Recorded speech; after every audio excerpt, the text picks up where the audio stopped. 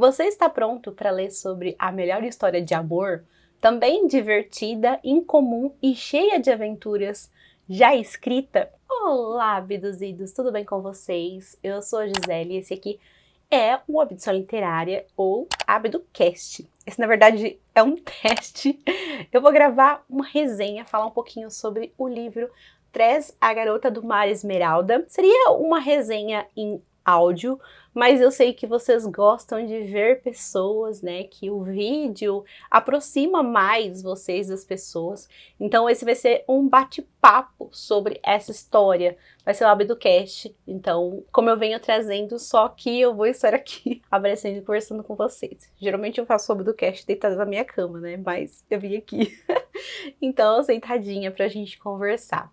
E aí, né, antes de tudo, tenho que mostrar pra vocês, então, a minha camisetinha do Royd, em homenagem a essa leitura. Vocês vão entender o porquê já já. Mas vamos falar, então, sobre esse livro. Esse roteiro tá pronto já faz muito tempo já, mas por conta da cobertura da Roda do Tempo, eu não consegui realizar esse episódio antes, mas bora lá conversar então sobre essa história que faz parte então da Cosmere e faz parte do projeto secreto do Sanderson. Então quando ele chegou com aquela surpresa assim, bom, surpresa, tem mais 4 livros de presente pra vocês. Ele é brincalhão assim mesmo, né, gente? Bora lá! Antes da gente começar então, acho que vale um recadinho, se você quer entender todo o hype, então, por volta desse autor, como que aconteceu, então, com relação a esses projetos secretos, né, que ficou conhecido como o Ano Sanderson. Esse aqui é o primeiro, né, tem mais 4 no total, recentemente foi lançado o último. Eu vou deixar um vídeo na descrição ou nos cards, não sei onde você vai estar me ouvindo, assistindo, para você, então, assistir esse vídeo e entender um pouquinho do porquê que Brandon Sanderson é um dos maiores nomes, então, da atualidade, né, de fantasia, e o porquê que existe tanto hype toda vez, então, que a gente vê o nome dele envolvido, principalmente quando a história, então, é da Cosmere. Tres, então, é narrado por Royd, nosso tão estimado e enigmático personagem da Cosmere. Royd é perfeito para contar histórias porque ele é um portador do mundo, né, uma pessoa que tem como função contar histórias. No final do episódio eu vou falar um pouquinho sobre o que eu achei desse personagem e das informações que eu recebi dele aqui, mas eu vou deixar para o final. Aqui a gente vai falar um pouquinho sobre a história de forma geral. E essa é uma história muito fofa, no estilinho assim, continho de fadas, sabe, que dá quentinho no coração. Inclusive, eu vi algumas pessoas que não gostaram muito do humor do Royd nesse livro aqui, e pelo que eu já percebi dele, né, e vi de outras histórias. Olha, tá, vai chover daqui a pouco. Tá trovejando pra caramba. E eu já percebi das histórias, assim, que ele costuma contar, geralmente ele é muito versátil, então ele vai se moldando, assim, né, conforme a história pede. Então calma, gente, se você não gostou da forma como ele narrou aqui, de repente, quando chegar o momento de contar a história dele, vai ser uma persona completamente diferente, né? Então, é isso que eu sinto vindo do personagem. E foi, inclusive, inspirada na Princesa Prometida, gente. E assim, eu fiquei muito feliz quando eu soube disso, porque eu amo essa história. Eu acho essa história aqui deliciosa. Ela é super satírica, o que, assim, combinou muito, assim, com o humor de Tres também.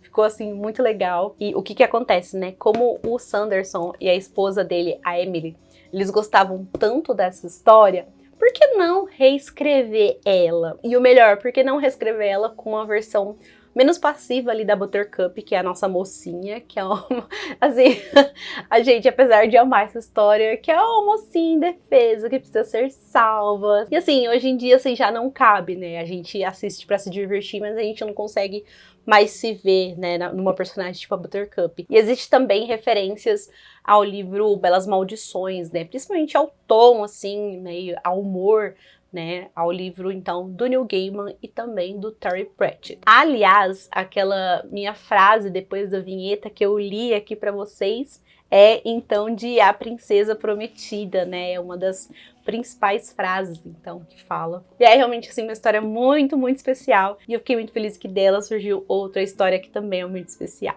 Logo quando eu comecei a leitura, já comecei, assim, desesperada, tentando enxergar a conexão entre uma história e outra. Demorou um pouquinho pra chegar, mas quando chegou, eu fiquei...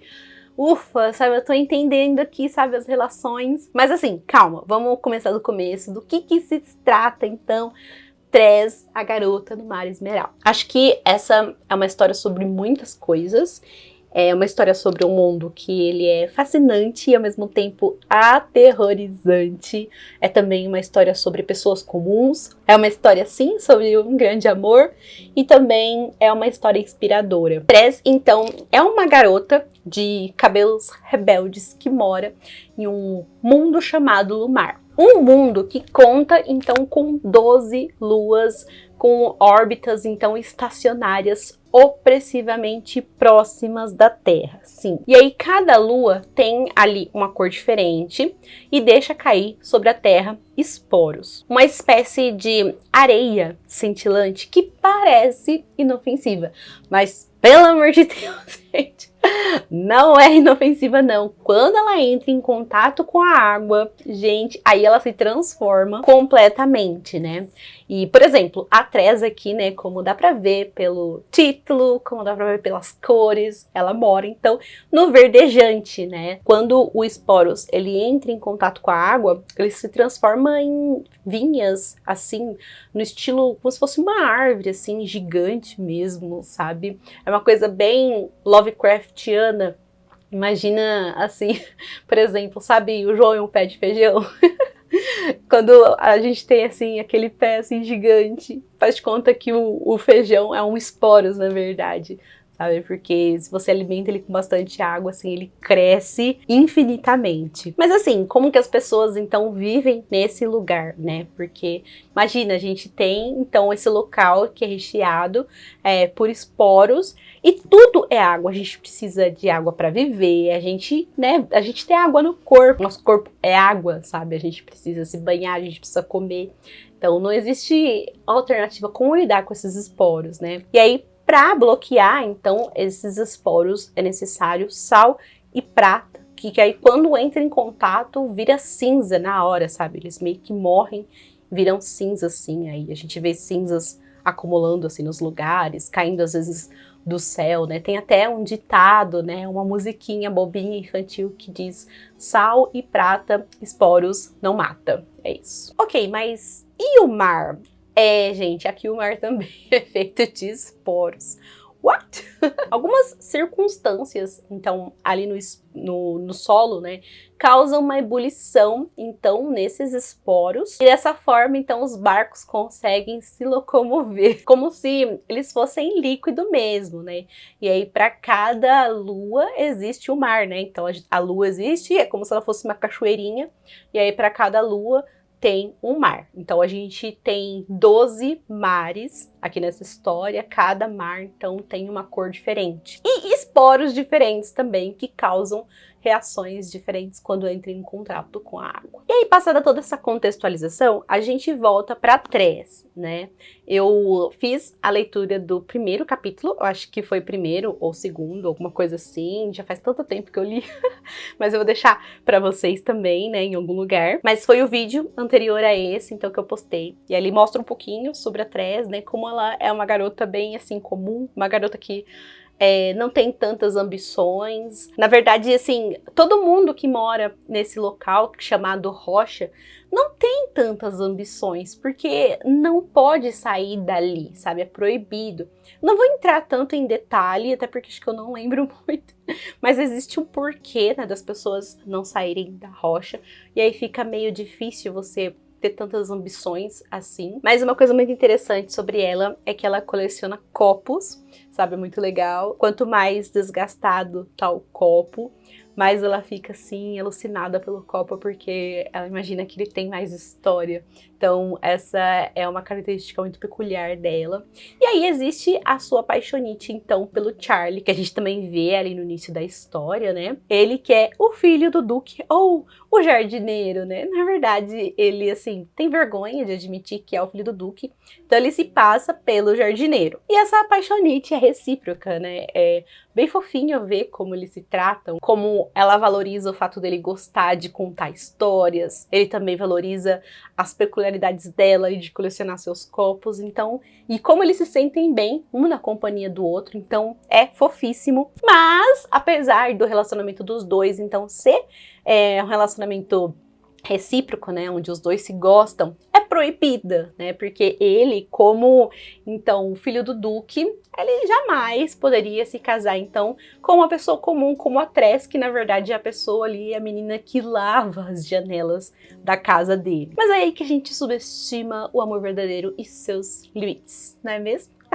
E aí, Charlie, então, sendo filho de alguém importante, ele precisa se casar com alguém que também seja filho de alguém importante. E dessa forma, ele sai junto com o Duque para procurar uma noiva, né? Isso, assim, deixa a Tress muito chateada, mas, ao mesmo tempo, ela fica empolgada quando ela fica sabendo que o Charlie, ele não vai facilitar as coisas pro pai dele. Fazer, assim, o possível para resistir, então, às investidas do pai para poder voltar para Tress. Só que aí o Duque volta com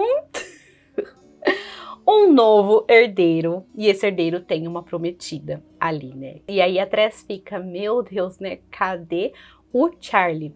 Eu não vou entrar em detalhes do que acontece, tá, com o Charlie, mas assim, as notícias são desanimadoras. Isso, assim, devasta a Tress, mas ao mesmo tempo, isso não deixa outra saída para ela, a não ser fazer ela se movimentar. Então ela pensa, eu tenho que ir salvar o Charlie. Eu achei tão bonitinho, sabe?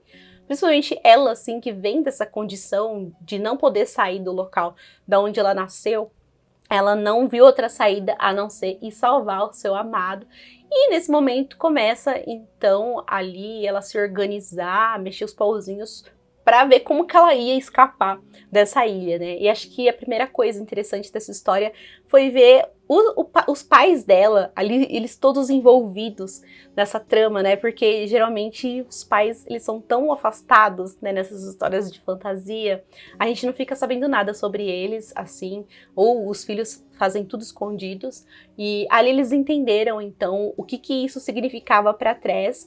Eles deram todo o apoio, eles ajudaram, eles conversaram com pessoas, cobraram favores, sabe? Então foi super bonitinho ver como eles ajudaram ela. E acho que eu já posso puxar outro gancho, né? Por falar em coisas assim que dá pra destacar, né? Nessa história, a gente tem uma parte aqui que eu vou ler pra vocês. Eu já li num vlog e eu vou ler de novo, gente, porque eu acho que é uma coisa legal, interessante aqui pra enaltecer.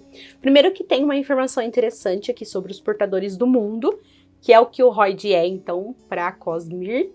E segundo, que tem algo muito legal, então, sobre esse universo. Então, se acheguem aí que eu vou ler um trecho dessa história, tá? Tress deu um passo peculiar que a distinguiu da maioria das pessoas nas histórias. O ato pode-se dizer que a definiu como uma heroína.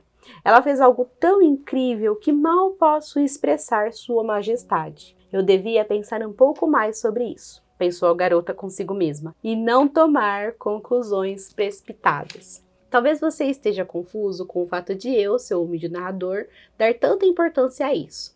Tress parou e se perguntou se não havia tirado uma conclusão precipitada e decidiu reconsiderar o que tem. Nada especial, certo?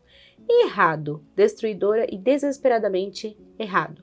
Portadores do mundo como eu passam décadas vasculhando contos populares, lendas, mitos, histórias e canções de bêbados em bares, procurando as histórias mais peculiares, buscando bravura, inteligência, heroísmo, e encontramos fartura dessas virtudes. As lendas estão apinhadas delas. Mas alguém disposto a questionar suas suposições? O herói capaz de se sentar e reavaliar sua vida? Bem, essa é uma pedra preciosa que brilha de verdade, parceiro. Talvez você prefira uma história sobre alguém enfrentando um dragão. Bem, esta não é esse tipo de história. É sim. O que torna ainda mais notável que Trez acabe fazendo exatamente isso. Mas, por favor, pare de colocar o carro na frente dos bois. Posso compreender porque você iria preferir histórias de pessoas como Linge, que tentou viajar ao redor do mundo sem um aviar. Eu, contudo, trocaria uma dúzia de Linges por alguém disposto a sentar-se por um maldito minuto e pensar sobre o que está fazendo. Você sabe quantas guerras teriam sido impedidas se apenas uma pessoa na liderança houvesse parado para pensar? Sabe, talvez seja melhor conferir. Talvez piscar 2 vezes não seja um insulto na costura deles? Sabe quantos romances grandiosos poderiam ter evitado a tragédia se um herói houvesse pensado? Sabe, talvez eu devesse primeiro perguntar se ela gosta de mim? Sabe quantas aventuras longas e arrastadas poderiam ter sido encurtadas se a heroína houvesse parado para se perguntar? Sabe, talvez eu devesse conferir com bastante cuidado se a coisa que eu estou procurando não está comigo o tempo todo? Estou soterrado em bravura, inteligência e heroísmo. Em vez disso, por favor, me dê um pouco de bom senso. Naquele momento, Trez foi verdadeiramente majestosa. Gente, é assim, a leitura, né, a escrita, ela tá cheia de insights tão preciosos, tão gostosos, assim, eu amei demais, sabe? Eu não consigo entender quem não gostou, sabe, da narração do Royd. Gostei demais de todos os insights, assim, que ele lançou. E tem alguns, assim, que são bem profundos, sabe? E essa questão, ela mexeu bastante comigo, principalmente porque eu tava lendo, né, junto com o Trez, acho que era Uma Vez um Coração Partido, isso. E lá a gente tem esse tipo de mocinha, sabe? Que não se questiona sobre nada, que não se pergunta sobre nada, que não pergunta, será que não tem uma coisa que tá comigo? Será que essa pessoa tá fazendo isso? Não se questiona sobre nada, só vai se deixando levar. Burra, burra, burra. Então, essas coisas, assim, gritavam, assim, sabe, nesse livro aqui pra mim. E aí eu falei, gente, isso aqui precisa ser valorizado, né? Então é mais uma coisa bastante interessante. O que mais que eu posso falar? Ah, e inclusive aqui a gente tem o maior paralelo com a Princesa Prometida, né? Nesse caso, a gente tem a mocinha que vai até o resgate, né? Que vai fazer o resgate. Então, eu tô sem brinco. Que vai fazer o resgate, então, do mocinho, diferente, então, do que acontece em A Princesa Prometida, que é o inverso. Eu lembro que o Wesley, acho que é isso, Wesley, ele tem uma jornada muito legal que a gente só escuta falar, sabe? Uma, inclusive, envolvendo piratas, né? E aqui a gente acompanha toda essa jornada, né, através do ponto de vista da Trez, né? Então é uma inversão dos papéis muito bem-vinda, sabe? Para esse momento. E é muito legal, assim, como tudo isso acontece. A gente tem aqui personagens secundários. Dificilmente, né, o Sanderson, ele erra a mão com os personagens. Dificilmente, não nunca, porque infelizmente tem algumas histórias que às vezes ele exagera um pouquinho, ele erra a mão, infelizmente acontece, né? Mas aqui ele definitivamente acerta muito, né? Os personagens secundários são incríveis. A gente tem aqui um ratinho falante, sim, um ratinho chamado Hulk, que aparece assim no momento muito bem-vindo, né? No momento que a Trez, ela tá sozinha e aí ela tá precisando de companhia. Ele vem num momento assim tão propício que você não se questiona tanto, sabe? Quem que é esse rato, sabe? O que ele tá fazendo aqui? Será que posso confiar nele? Mas como ela tá precisando então dessa companhia, e é uma companhia agradável que acaba assim ajudando ela e tal, você abraça também essa companhia dele, e ele é um personagem assim muito fofo e muito interessante. Em alguns momentos assim, eu fiquei com muita raiva dele, infelizmente, falei, meu Deus, o que tá acontecendo com esse rato? Mas eu adorei ele. A história, assim, por trás dele é muito, muito, muito, muito legal. E os dois acabam criando um vínculo muito legal também. E aí, né, nessa tripulação que a Trez acaba ficando também, tem alguns personagens muito interessantes. A gente tem a Anne. O sonho dela é se tornar mestre canhoneira, só que ela tem a mira tão ruim, mas tão ruim assim, gente, meu Deus. Cuidado, quando essa mulher, ela chega assim, próxima de um canhão, salve-se quem puder, sabe? Qualquer pessoa pode virar alvo. E é muito legal a reviravolta, sabe? Porque disso também. E aí a gente tem o Forte, que é o mestre quarteleiro. Ele é todo grandalhão, ele também é surdo. É um personagem muito legal também, e acho que o que mais ficou legal aqui também é a questão da representatividade, que eu achei muito interessante. A gente tem o Ulaan, que é um Kandra, sabe, metido aqui nessa história. Ele é um médico ali com hábitos muito estranhos, mas muito estranhos mesmo, né? E ele tá nessa história por conta do Royd. Mas assim, gente, passei muito nervoso com esse personagem, porque o Sanderson, ele é mestre em criar personagens idiotas, e o Ulaan é um personagem extremamente idiota, que não leva nada a sério, sabe? E eu ficava assim, desesperada, tipo, meu Deus, sabe? Leva alguma coisa a sério, pelo amor do Senhor. E ele não levava nada a sério, sabe? Mas ele é bonzinho, sabe? Ele tenta ajudar do jeito dele, mas mesmo assim foi difícil pra mim, viu, gente? Foi difícil. E aí a gente tem o próprio Royd, né? Que apesar de ser o narrador dessa história, ele também é um personagem. Né? Ele se meteu em apuros quando ele chegou aí nesse mundo. Ele tentou enfrentar uma feiticeira muito poderosa que tem ali, e ele sofreu com uma maldição. E aí, gente, ele não tá funcionando muito bem ali, sabe? Ele anda agindo como um desmiolado, mais um pra essa história. Então, é uma pessoa que o Royd, ele é um deus ex machina ambulante. Eu vou falar sobre isso depois.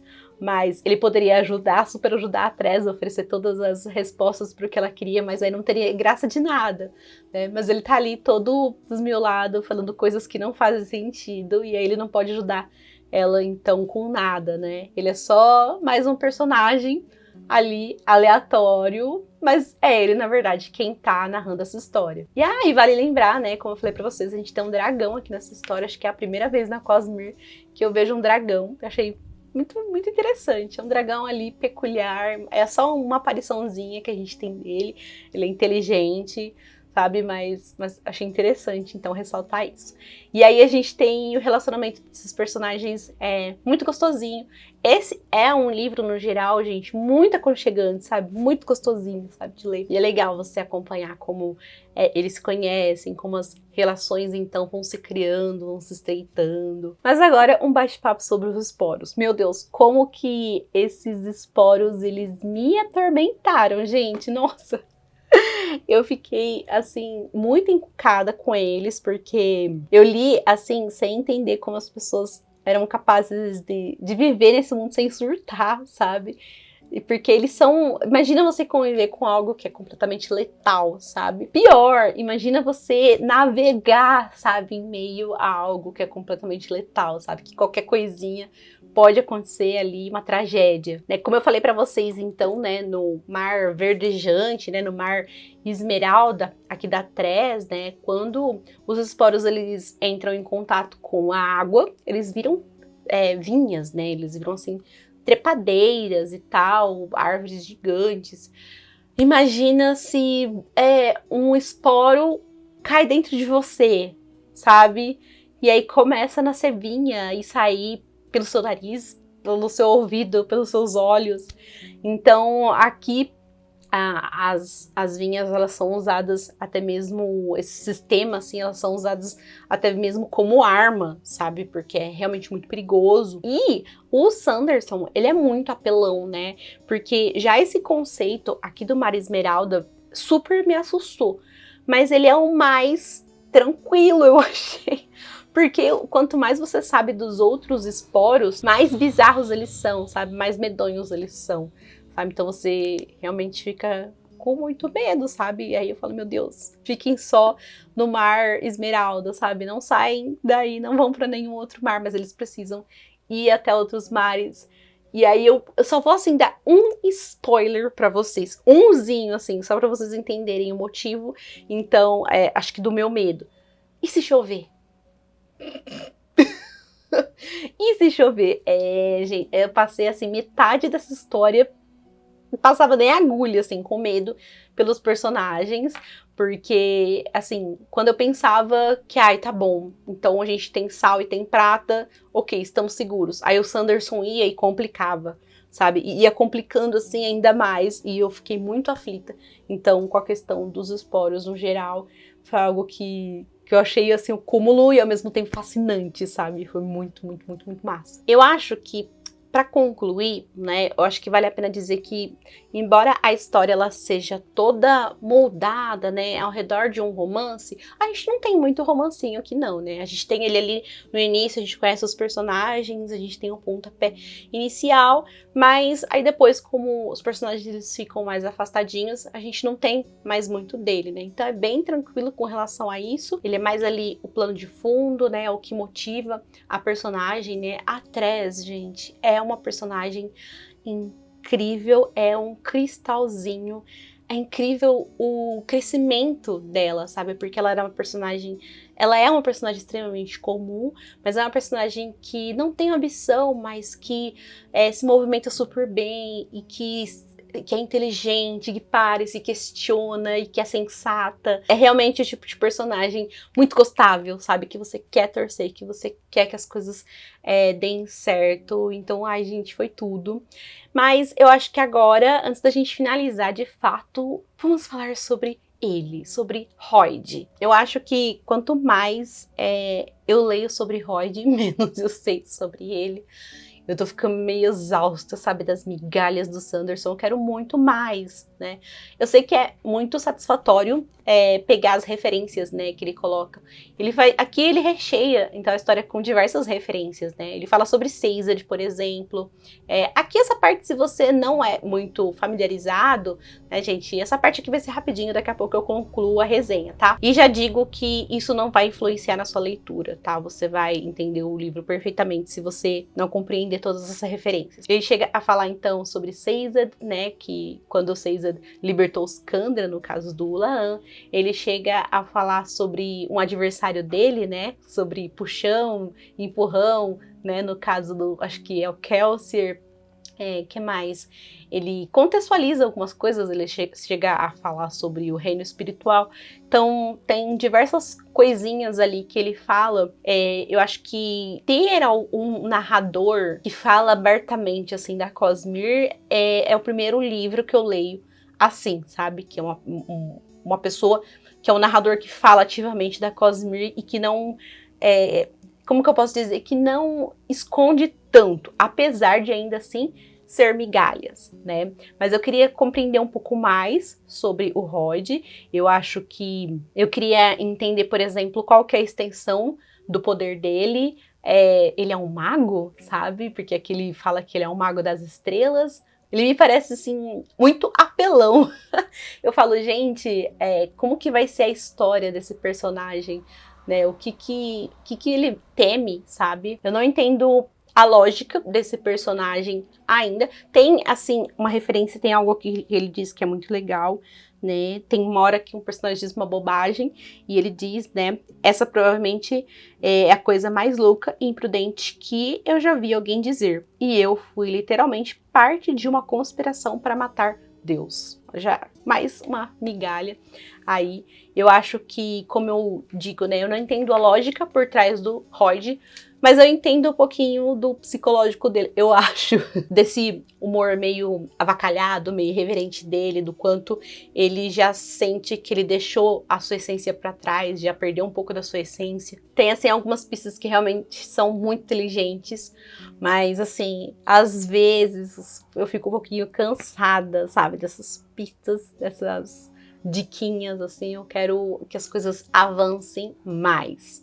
Mas talvez esse não seja o livro para isso, né? Porque, como eu falei, esse livro, ele pode ser lido, então, como um livro independente. Ele pode ser lido, então, como um livro de entrada, tanto para o Sanderson quanto para a Cosmere.